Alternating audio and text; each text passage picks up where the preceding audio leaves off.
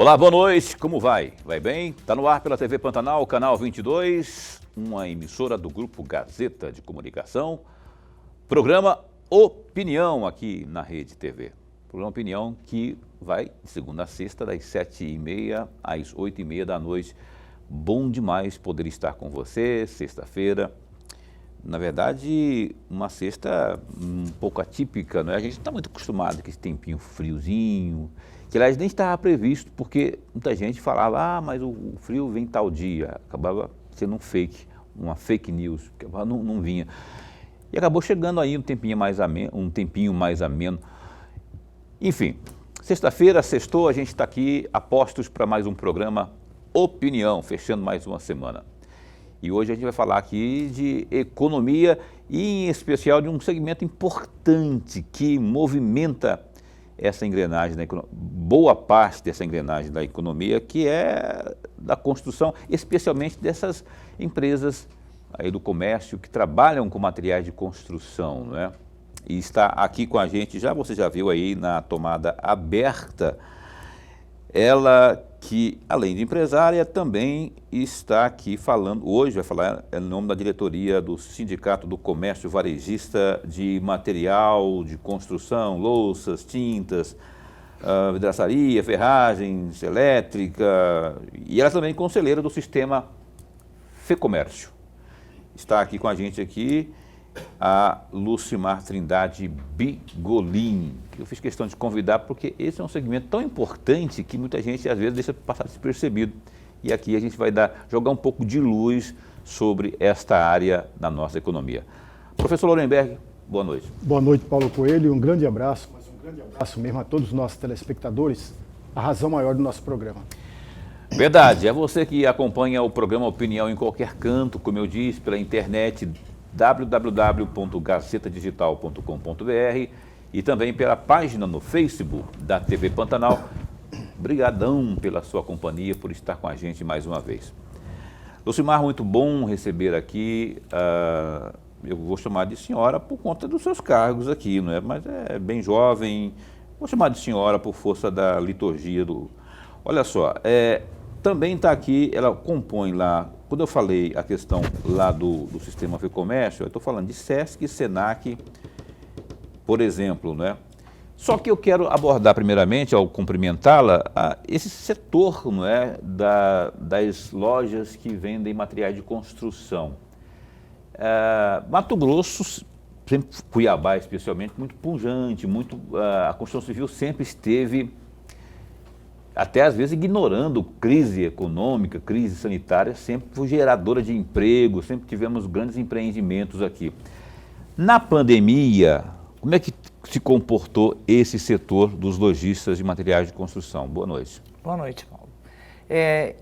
O setor foi um dos que não sofreu o impacto, né? Sofremos apenas o impacto do medo no primeiro momento, mas o setor ele teve um crescimento exponencial, tanto no país e para nós aqui no Mato Grosso também.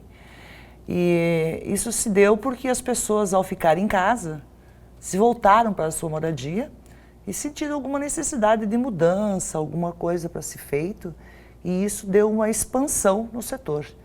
E foi uma das causas também que, além da procura maior, da demanda maior, houve o caso da ruptura lá nas indústrias. Porque as indústrias, muitas delas pararam, então a gente teve uma dificuldade muito grande de material, teve muitos atrasos, foi a demanda e a ruptura que nos movimentou o ano passado, né? E esse ano a gente continua forte. E é um setor que eu vejo como empresária muito importante na economia, porque ele alimenta a construção civil, que emprega uma mão de obra importante dentro dessa empregabilidade que a gente precisa, ainda mais no momento de crise. E no momento de crise e do que aconteceu com a pandemia, a classe da base da pirâmide é a que mais sofre, né? Então é a construção civil que mantém rodando isso, que consegue, através da construção civil, um índice maior de empregabilidade.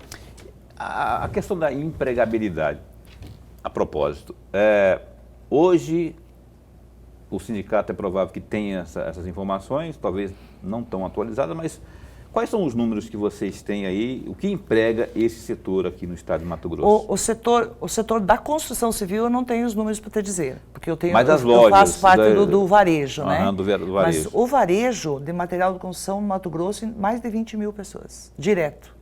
Olha Mais de só. 20 mil pessoas, né? E assim, essa questão do emprego, como a gente vê, já está recuperando no Brasil como um todo, mas no Mato Grosso mesmo a gente não teve uma queda, né? A gente não teve um problema. Pelo contrário, a gente está com índice de empregabilidade bem alto no Mato Grosso. Porque como você falou no início, com a pujança do Mato Grosso, a gente sente menos a crise, né? A crise ela é mais branda, vamos dizer assim. Nos preocupa porque no rodar do tempo as coisas vão acontecendo, né? E elas podem chegar aqui. Mas nós hoje eu acho que estamos num estado privilegiado. Ótimo. Professor. Conselheiro, antes de mais nada, a nossa alegria, mas registrar a nossa alegria de tê-la aqui no nosso programa. Pela primeira vez eu espero, mas espero mesmo, que possa vir outras vezes. Nós ganhamos e ganhamos muito com a sua presença aqui. O amigo telespectador já está ganhando com a sua presença aqui. É uma honra para mim. Permita chamá-la de conselheira ou empresária. Como você preferir. Eu tenho 2 ou 3 assuntos aqui que eu gostaria muito de ouvi-la a respeito. 2 deles muito particular, muito pessoal, e se meus dados não estiverem batendo, a senhora, por favor, me corrija. É gaúcha, Sou. depois de gaúcha, do Rio Grande do Sul foi a Paraná, Isto. em Cascavel estudou no colégio Marista. Faculdade, fez também. A faculdade de Ciências Contábeis. Isto. E veio para Mato Grosso. Exato. Em Mato Grosso fez a faculdade de Filosofia. É. E é tida e reconhecidamente uma empreendedora aqui. Porque a partir de 2014, a senhora assumiu as rédeas das lojas Bigolim. A partir de 2009. 2009, perdoe, 2009. Então eu tenho 2 perguntas iniciais aí, eu vou fazê-las juntas, para a senhora ter mais tempo para responder. A primeira delas, com desrespeito ao empreendedorismo, empreender por parte da mulher é mais difícil do que empreender por parte do homem, ou as dificuldades são as mesmas, tanto para o homem quanto para a mulher? Há tabu ainda, Lucimara? Sim. Sim. Eu tenho, na minha trajetória, vários momentos, né? E sobre as dificuldades do empreendedorismo, eu vejo ele como uma coisa universal, né? Para qualquer pessoa que vai empreender hoje no Brasil, é bastante difícil. Tanto que os índices mostram, né, de que de cada 10 empresas, 7 fecham no segundo ano. Isso certamente não é porque é fácil, né? Mas a mulher tem uma questão com a mulher. E eu tenho combatido também um pouco desse tabu, que não é um tabu, né? É algo real, porque a mulher ela pode se sair bem, só que ela precisa ter mais esforço, ela precisa de mais trabalho, para que seja reconhecida dentro do meio com o valor do empresário. Existem muitas mulheres trabalhando. E existem muitas mulheres que não estão à frente das empresas, mas que são peças fundamentais e que não aparecem. Porque nós temos um mundo dos negócios, ele é um mundo ainda machista, né? Machista. Não sei se o machismo é o termo correto aqui, mas as dificuldades elas são grandes sim, e muitas vezes você tem que usar de mais força do que precisaria para que seja reconhecida, para que a coisa ande, para que seja respeitada dentro do meio empresarial. Eu faço parte hoje de um mercado que é muito mais de homens do que de mulheres, né? Tanto na área da construção, porque nós temos a construtora EGD, então nós participamos do Sinduscon também, quanto da loja de materiais de construção, né, que hoje a Bigolim é acabamento só, ela é um momento diferente da obra, mas a gente percebe isso. Tanto que eu faço parte de um grupo de empresários no Brasil, de 20 empresas, em várias cidades e várias capitais do Brasil, e que sou eu, empresária, e mais uma. Nós somos 2, são homens. Então, você percebe isso, né? Eu, em diversas reuniões que eu vou, a maioria das vezes sou eu e mais uma mulher no máximo. Então, a gente percebe que isso é real, que o mundo ainda é isso. Mas eu vejo que a mulher vem ganhando um espaço bem importante. E eu não gosto dessa divisão, assim, sabe, homem e mulher, eu, Lucimar. Eu procuro não levantar bandeira, essas coisas, porque eu tenho comigo uma coisa que já fui entrevistada em várias outras vezes e eu sempre comento que, para mim, o sucesso, o empreender, o que nos garante chegar em algum lugar que a gente determina, ele tem muito a ver com a vontade. A vontade, ela é determinante, porque ela te move, ela faz você superar barreiras, ela faz você superar qualquer coisa que atravesse o teu caminho no meio da trajetória. E tem que ser resiliente, tem que vencer, tem que ir em frente. Ótimo isso, ótimo. Então eu vejo assim, mas o empreendedorismo, eu gostaria até de pegar esse mote no Brasil, o maior adversário dele, é claro, né, para todo mundo, é a carga tributária brasileira. A carga tributária brasileira não permite que a gente tenha um peso gigante para conseguir alguma coisa. E a insegurança jurídica que gera tudo isso é que faz com que essas 7 empresas, entre 10, fechem ao longo do tempo. Porque a pessoa não pode mais apenas entender do seu negócio. Ela tem que entender de um todo gigante tributário e de leis que nos sufocam, que não permitem que a gente atue no campo que a gente se dispôs inteiramente. Então, eu acho que essa é a maior dificuldade do empreendedorismo, não o caso de ser mulher ou homem, mas esse é o ponto, na minha opinião. Deixa eu fazer uma pergunta aqui. Esse instante aí, é bom falar que nosso setor, que esse setor, ele é resiliente, que ele é forte e tudo mais. Aí eu lhe questiono, estamos passando por um momento difícil de alta inflação no país e no mundo. Eu gosto de frisar isso, que não é só no Brasil, né? O setor está reagindo de que forma a isso aí? Por exemplo, o preço do material de construção, ainda que, por exemplo, lá na Bigolim é só acabamento, mas assim, o setor como um todo, já que existe o sindicato, que deve estar nivelando isso. Houve esse impacto ali, quer dizer, está muito mais caro por conta dessa inflação, desses números, disso que está acontecendo, guerra e tudo mais, esses números da economia. Está muito mais caro no estado de Mato Grosso? No estado não, está no Brasil, né? Nós temos aí, não é só no estado do Mato Grosso, o Brasil inteiro, o impacto, como você disse, foi mundial, o Brasil sentiu muito, a demanda foi grande e hoje nós temos sim, né, um caso de guerra, um caso da própria pandemia que interfere diretamente nos números do Brasil e na inflação que a gente tem aí, mas o nosso setor teve um aumento gigante e eu, obviamente, olho os outros setores. Não teve nenhum setor que não teve esse impacto. O setor de serviço, que é o que vem hoje, me parece que garantindo o próprio crescimento do Brasil, porque a indústria não houve decréscimo, mas ela está estagnada, né? Eu fiquei sabendo também que, li hoje, que o agro também não teve um crescimento de área por causa dos insumos, etc, etc. Mas o nosso setor teve produtos de mais de 100% de aumento. Isso é uma coisa gigante, né? As obras, a gente percebe nos clientes que nós atendemos o cliente no final, que ele gastou, como a gente chama, na parte cinza da casa, o que ele gastaria até o final da obra. E hoje ele para na parte cinza e fica toda a parte de acabamento ainda. Então, isso são números que realmente afetaram muito. E mesmo assim, as vendas ainda existem, porque as obras precisam continuar, porque as coisas precisam acabar. Mas foi muito grande o impacto, o aumento foi muito maior do que a inflação que se apresenta. O nosso setor teve uma inflação muito maior.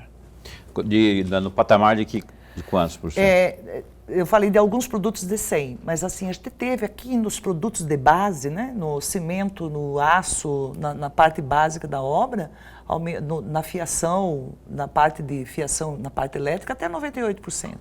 A gente está colocando aí, pelos números que a gente viu, mas não estão fechados ainda, em torno de 35% a 38% no geral. 38%? É muito forte. É muito forte. Muito. Né? Para a nossa base, e pensando em construção, veja, de novo, a construção é a que garante a empregabilidade daquela mão de obra da base da pirâmide. como que vai ser, a gente não sabe como vai ser a reação disso mais para frente, né? Mesmo com a recuperação, uma recuperação baixa, mas a gente percebe que a recuperação da economia do país está acontecendo. Ela está caminhando lentamente, está acontecendo.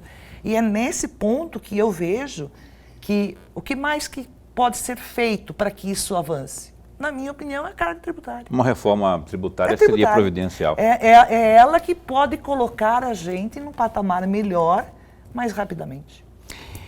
Pois é, e a senhora falou aí da questão do agro, né? De fato, agora com essa amostragem, com esse resultado que houve do aumento do PIB de 1% que foi registrado conforme o IBGE divulgou, o agro não é que ele recuou, ele ficou estagnado, como a indústria propriamente, né? O setor de serviços foi o que mostrou determinado avanço.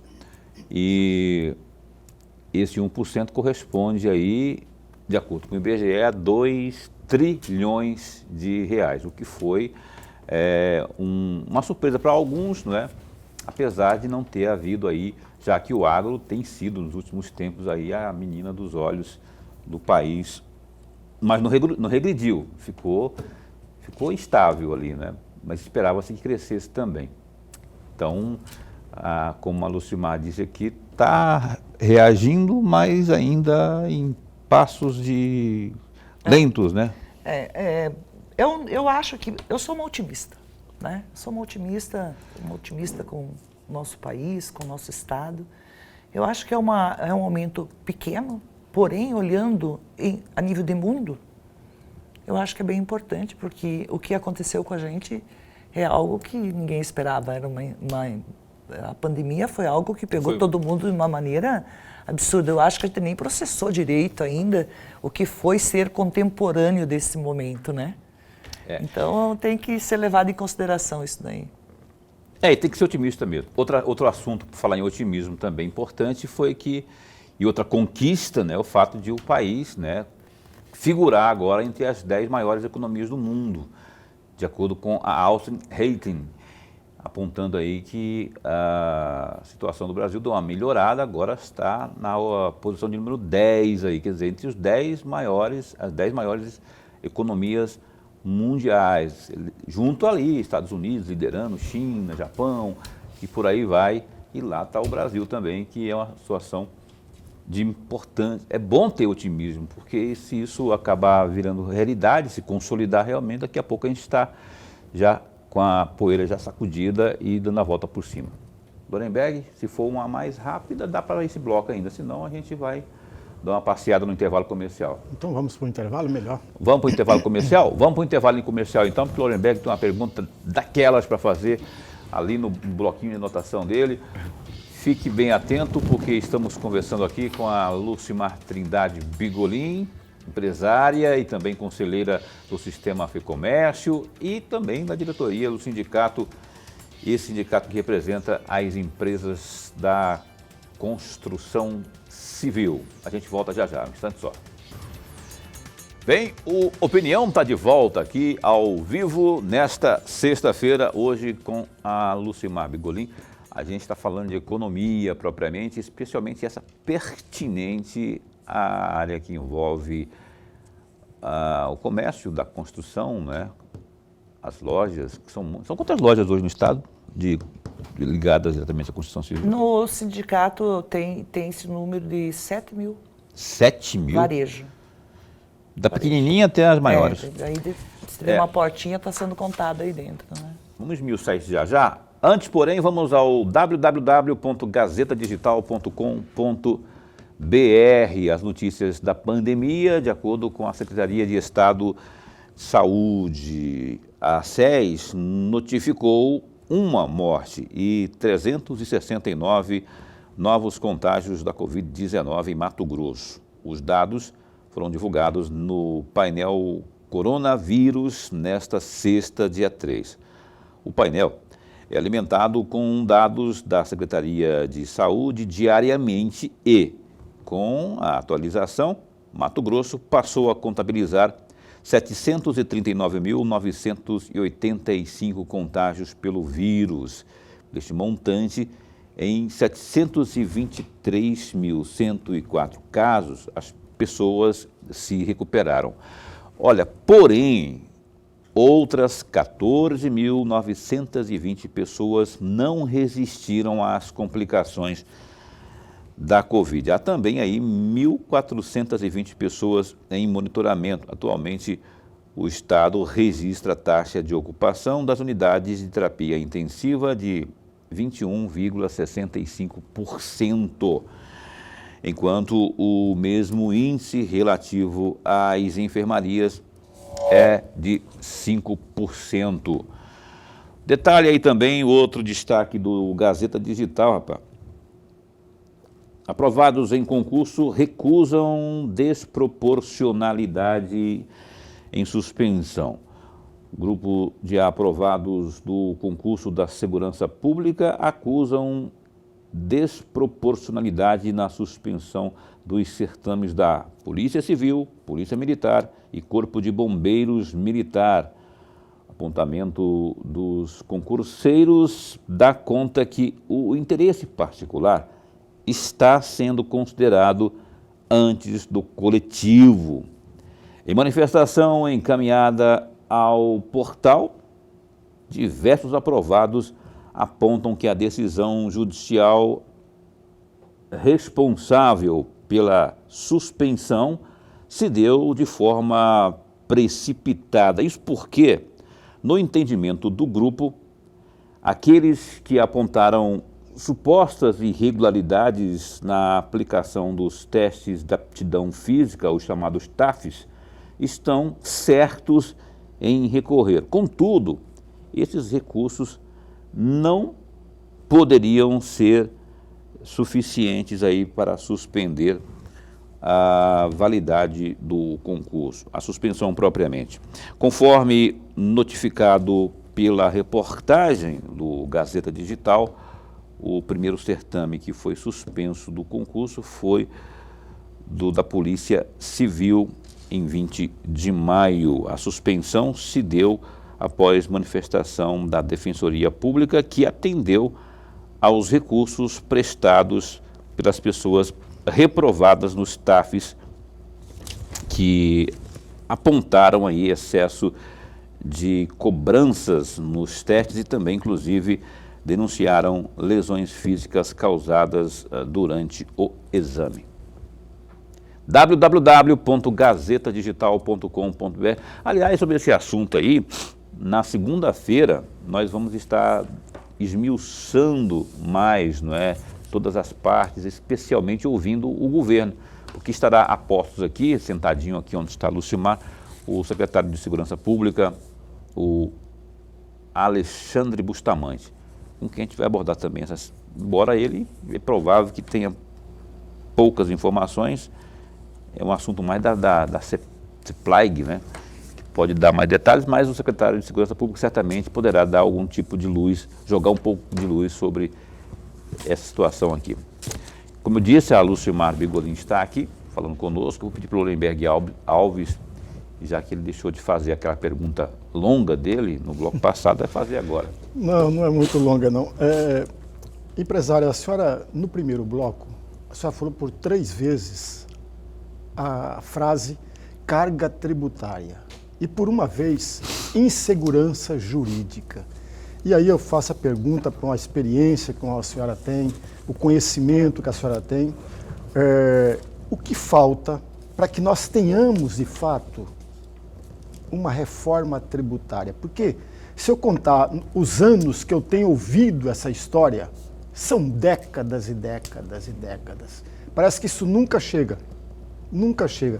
Deve ter no Congresso Nacional 6 ou 7 projetos que falam ou que tratam sobre a questão tributária e nenhuma delas vai para frente.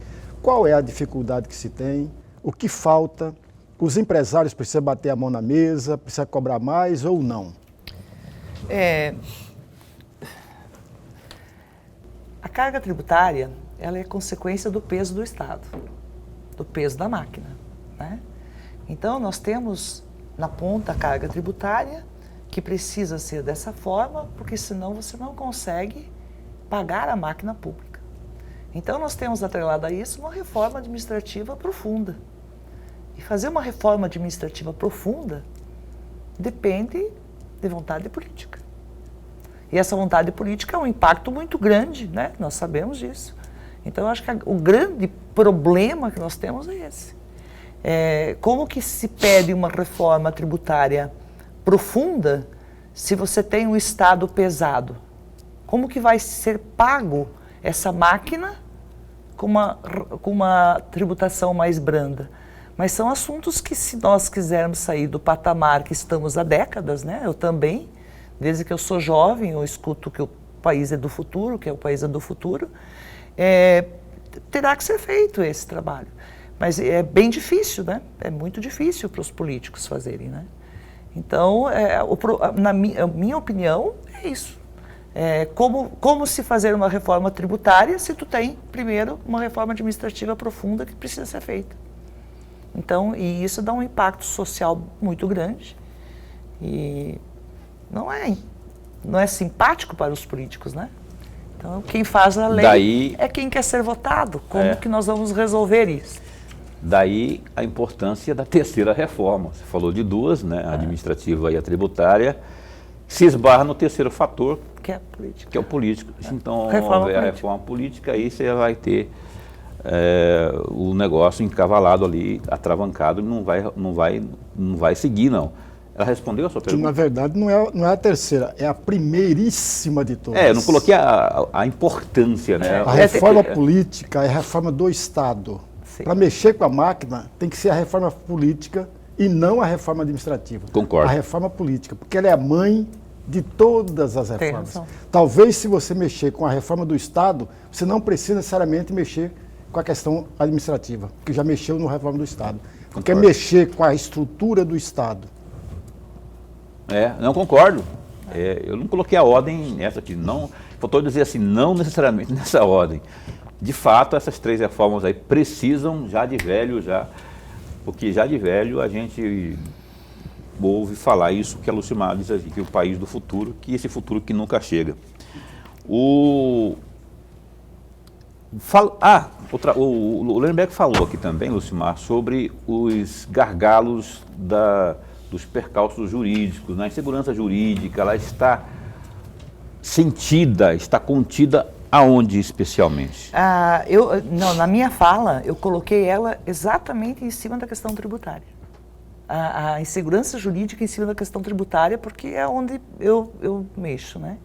Você tem temor de fazer determinadas coisas, porque de repente isso pode mudar e muda todo o trajeto daquilo que você traçou como estratégia, dessa forma. Então, a insegurança jurídica que eu menciono é mais especificamente em cima da questão tributária.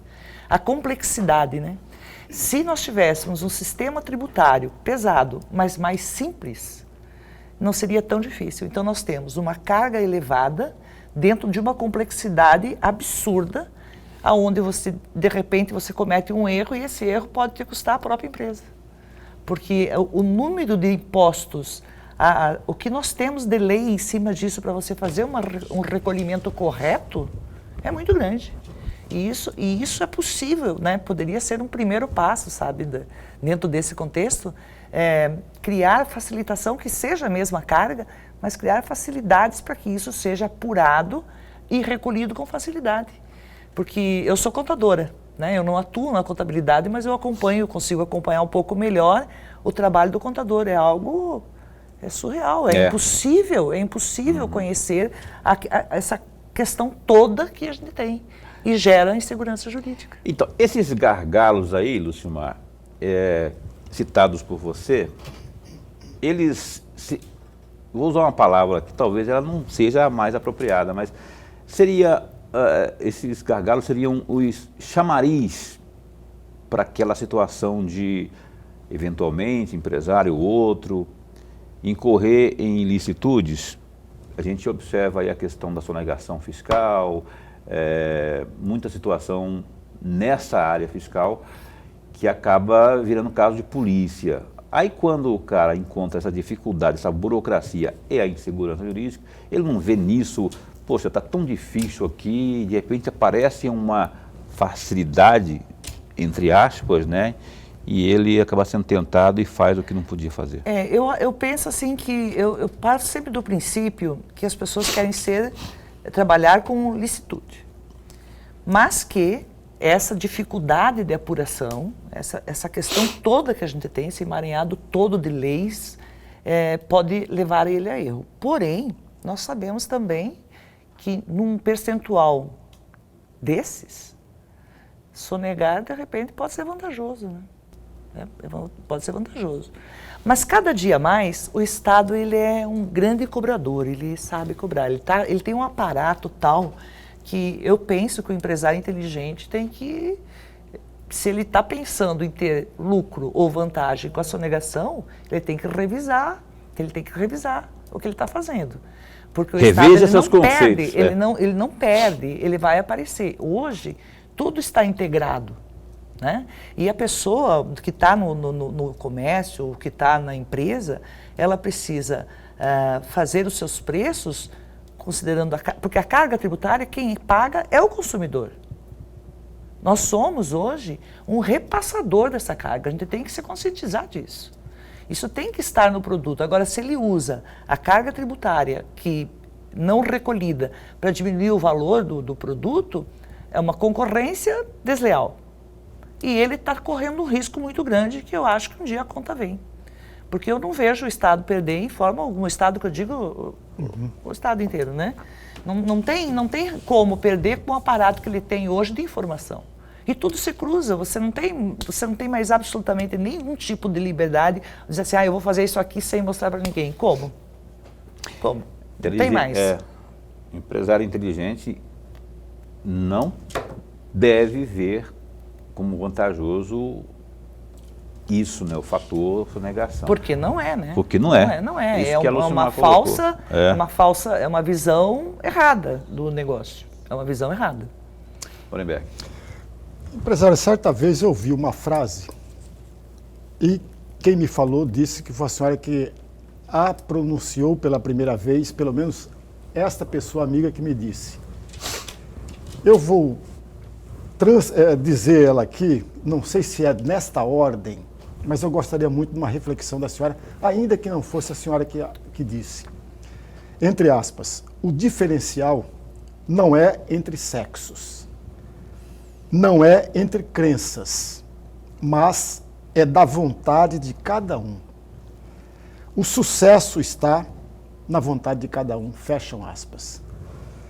Quem me disse, uma grande amiga me disse isso, e ela mencionou a senhora como tivesse dito pela primeira vez para ela. E aí, se foi a senhora, e pelo jeito parece-me, porque no primeiro bloco a senhora falou assim, é a vontade que move tudo isso do nosso sucesso. Parece que está dentro dessa frase. Eu gostaria muito de ouvir uma reflexão da senhora. O diferencial não é entre sexos, o diferencial não é entre crenças. O diferencial está na vontade de cada um de nós. Bom, então quando essa frase eu disse em alguma entrevista que foi feita, alguma reportagem, alguma coisa, que eu fui abordada sobre essa questão das dificuldades de ser empresária mulher. Bom, para quem muita gente conhece a nossa história, né? O que aconteceu com meu marido, que eu trabalhava na empresa, mas era ele o visionário da questão, ele tinha outros projetos, inclusive, que não eram bem esses que a gente está traçando hoje. Quando nós tivemos essa fatalidade na nossa vida, eu tinha, mesmo dentro dela, eu tinha que tomar uma atitude. Eu tinha 2 filhos, com 18 e com 19 anos, eu tinha as empresas e eu tinha a situação. E ali não era a Lucimar mulher, era uma vontade de que a empresa tivesse perenidade. Porque a gente pensa que quando a gente está a gente tem uma instituição, a gente tem uma empresa, ela não é mais nossa. Porque o Olivo mesmo dizia, a partir do momento que tu abre uma porta, a empresa não é tua. Não importa o dia, não importa aquilo que você se propôs, ela tem que estar aberta para servir. Porque nós que estamos no comércio, especificamente, o que nós fizemos? Nós pegamos o produto de um lugar e repassamos para o outro.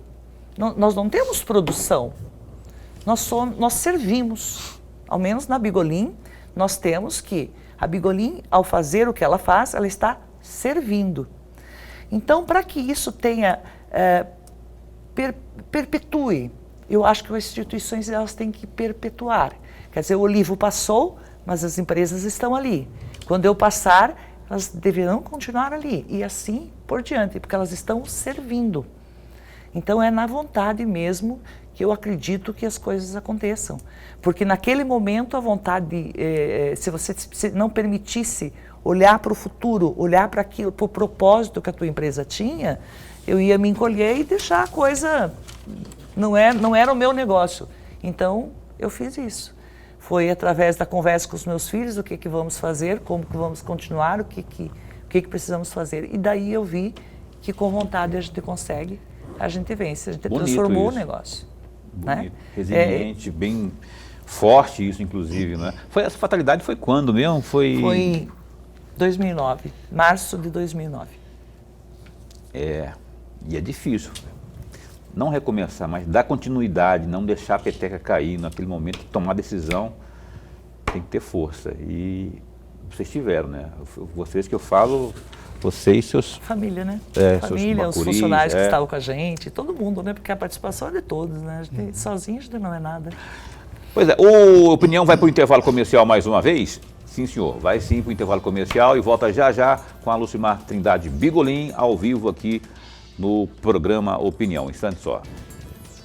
Cá estamos de volta, ao vivo. Olha, isso já o tempo está voando. A impressão minha, Lorenberg, que está frio, que está voando o tempo, né? Está passando muito rápido. Muito rápido. Hoje tem vinho, não tem? Tem vinho, não tem? Mas eu não tomo. Você não bebe vinho? Eu não bebo nada, só água. Ai, Lorenberg de guerra, velho. Achei que você bebia, rapaz. Não. Um vinhozinho, um frio desse assim. Um suco sim, mas bebida suco. não. Sem nada de grau etílico, Não, nada, não. nada. Tá certo, Lorenberg. Nem vinho. Porque o vinho fazia parte da Santa Ceia. Então, Com certeza. Mas não tinha álcool naquela...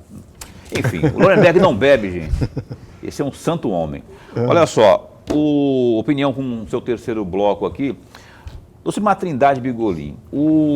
Falamos aí da quantidade de empresas hoje no segmento dessas lojas que vendem materiais de construção civil. Essas lojas todas, você falou que são quantas mesmo? Em torno de 7 mil no estado, 7 né? mil. No estado. Quantos empregos são gerados diretamente aí? Em torno de 22 mil empregos. Né? Eu acho que o último número, isso aí é número do ano passado. 22. Existe uma novela aqui no estado de Mato Grosso, aqui em Cuiabá, chamada VLT, BRT. Todo dia tem um negócio diferente aí. Quando se chegou essa ideia para cá, na época da Copa de 2014, se falava assim, poxa, o segmento vai aquecer, vai muito mesmo. Aí eu estava falando desde as pequenas às grandes, né? Desse setor aí. Acabou que não virou em nada e que houve uma frustração sobre isso? Houve porque, houve no geral, né? Porque quando saiu a Copa para cá, muita gente sabia que não era algo tão positivo assim, né? Mas não aconteceu o que se esperava. E outra, iria acontecer aonde? Em Cuiabá só, não seria a nível de estado, porque as obras para a Copa seria dentro disso aqui. Mas foi uma frustração tremenda porque, tá aí, né? Não precisa nem comentar, né? Então, o setor não aqueceu. Primeiro, as grandes obras ou as obras de governo, elas não recaem na loja de varejo. As construtoras também não adquirem da loja de varejo. Tem que ser entendido isso, né? Até aí isso, estou falando do setor que eu participo, né? Do varejo que eu estou falando. Do varejo que tu está falando. Então, mas se esperava que muitos restaurantes, muitos hotéis, pousadas, que as pessoas fossem fazer isso. Isso, de fato, não aconteceu, né? Não, porque o setor imobiliário, Copa do Mundo e tal, aí você preparou toda uma estrutura, vai explodir esse setor aqui, os grandes empreendimentos, não é, e tal, e que houve no começo assim, né, quando se acreditava ainda, não é, nisso, mas aí não foi para frente, ficou parado, né. Aí eu falo dos grandes empreendimentos, mas aí acaba sendo embutido também os médios e pequenos, ou não? Eu queria entender. O setor, ele caminha junto. Uhum. O médio, o pequeno e o grande. O grande também não fornece para essas obras grandes. Essas obras grandes é outra demanda, é direto da indústria, né? O varejo atende outras demandas. Essa frustração existiu, não aconteceu o que se esperava da Copa, na verdade tem coisa que não aconteceu até hoje, como todo mundo sabe, a gente fala só do VLT, mas me parece que tem mais coisas, né, que não aconteceram. E isso que aconteceu na pandemia no setor foi muito, mas muito maior do que o que aconteceu na questão da Copa, né? Então é isso. E sobre essa questão do que se esperava de que seria essa parte turística, né? Eu ainda acho que nós em Cuiabá e a Baixada Cuiabana em si precisa de investimento alto nisso, porque isso é algo que vai nos dar pujança, como tem no agro no norte do estado. É o turismo, é o serviço. Nós vamos ter essa característica dentro da Baixada Cuiabana. Isso é uma opinião, sabe? Eu não estudei nada disso, não sou uma conhecedora. Mas olhando para a questão em si, porque o que será dessa nossa região aqui? Qual que é a economia que gira dentro de Cuiabá especificamente? É o emprego público, né? E nós podemos expandir isso para essa região toda com o turismo. Então é importante que se olhe para essa área. O aquecimento quando se fala que esse setor está sentindo pouco os impactos da crise sanitária e econômica também, se deveria ao fato de esse segmento não exigir tamanha mão de obra qualificada, tamanha qualificação na mão de obra? Setor de turismo? Não, o setor, falando da construção. Da construção civil. Da construção civil. Sim. Quando eu falo de emprego direto, tanto do varejo quanto da construção, ele move uma série de coisas, até porque vamos dizer assim, a maneira de se construir está mudando bastante também.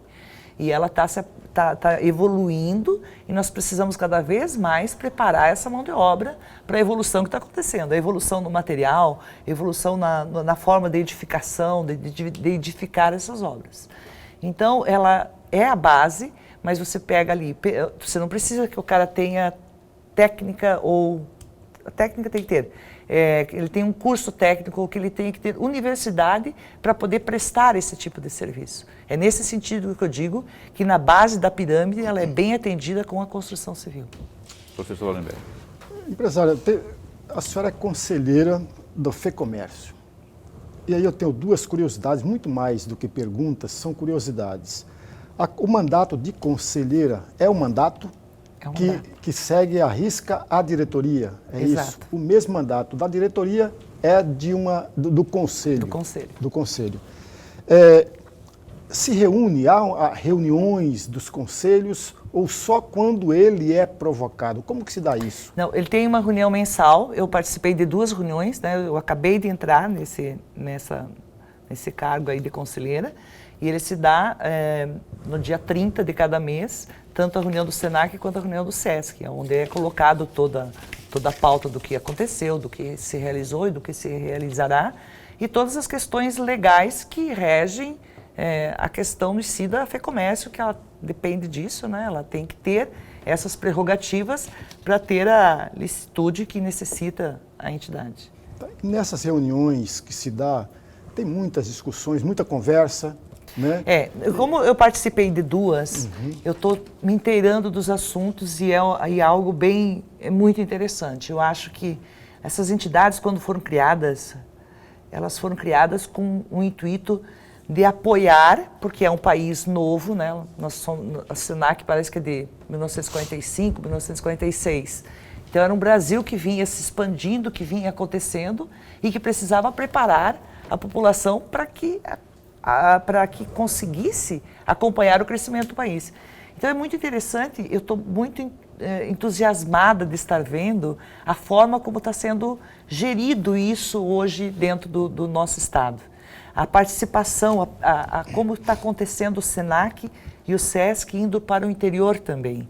E não mais uma entidade da capital, porque é federal. Então o estado inteiro tem que ser assistido, né? Tem que ser assistido com isso. E o comerciário, o pessoal que está na nossa área, tem 2 grandes entidades atrás dele e isso precisa ser divulgado, isso precisa ser mostrado, porque da qualidade de vida, você veja bem, a função do SESC é a parte social.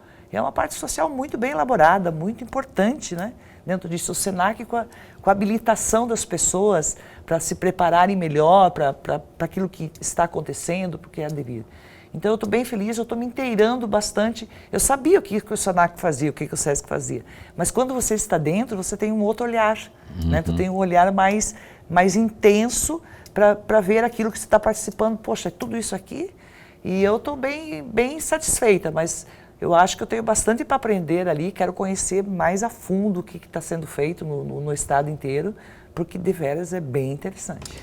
Tá certo. Lucimar Trindade Bigoli. Se eu quiser, eu acabei de casar e vou ter que quem casa quer casa, né? Que é mais, que conselho que você me daria para... Eu não vou casar, eu estou só hipoteticamente falando, viu, gente? Eu estou solteiro, catando papel na ventana. Ó, e aí é o seguinte, eu vou ter que arrumar um lugar para viver com a minha digníssima, né? Que conselho que você me dá? Eu compro a minha moradia já pronta ou eu construo? Qual que é mais vantajoso para mim? Eu sou do comércio, mas vou falar com sinceridade. Para mim, o vantajoso é construir. Você não está puxando brasa para sua sardinha, não? Também.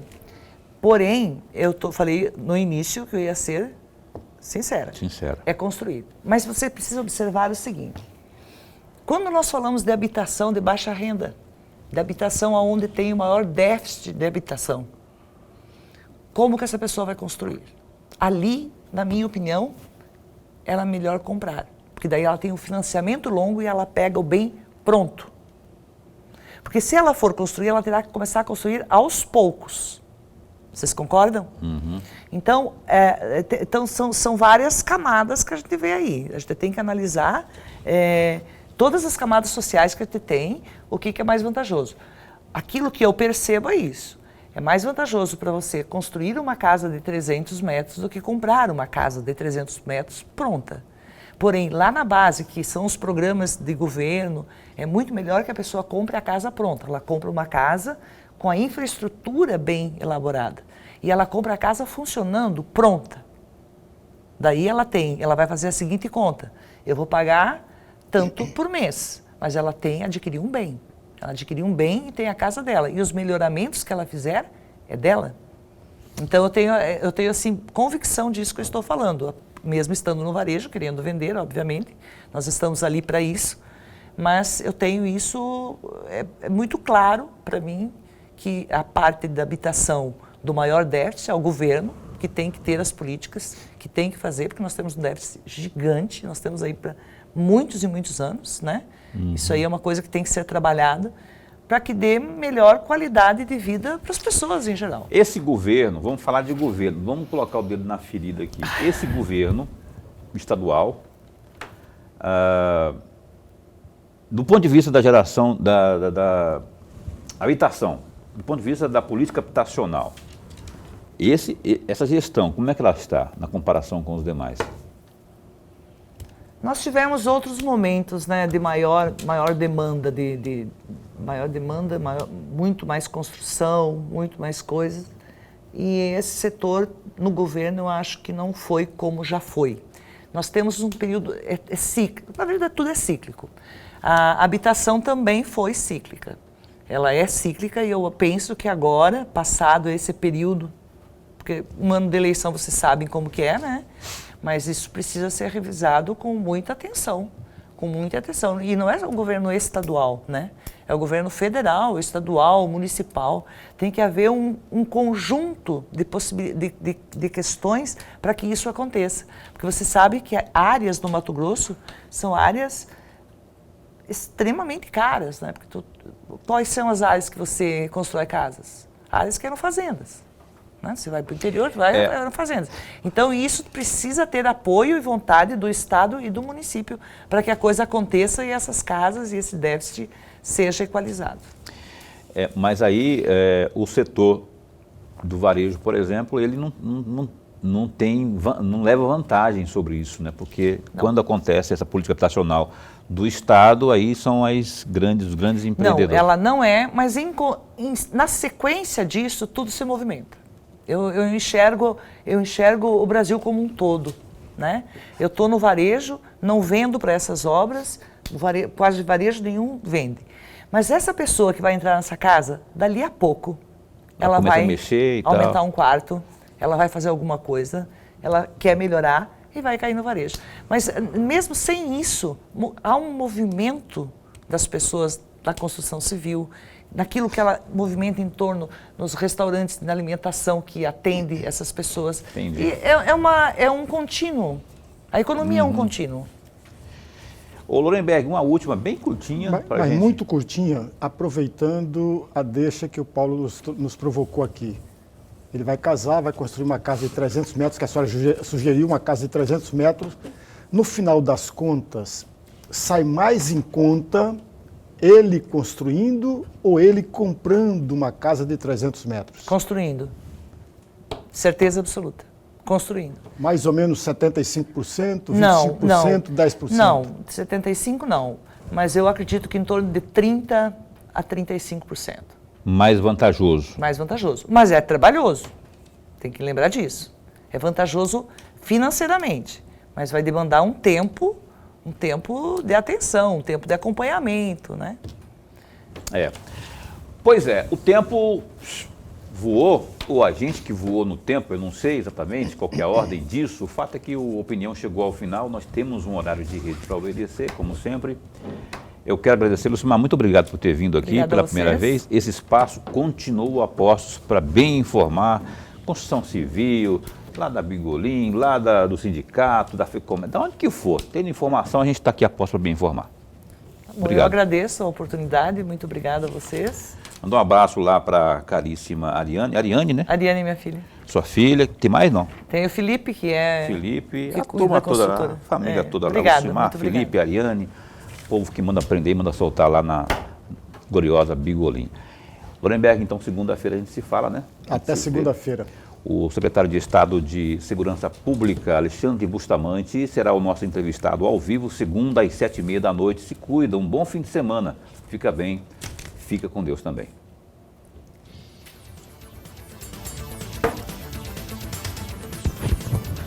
Muito bem.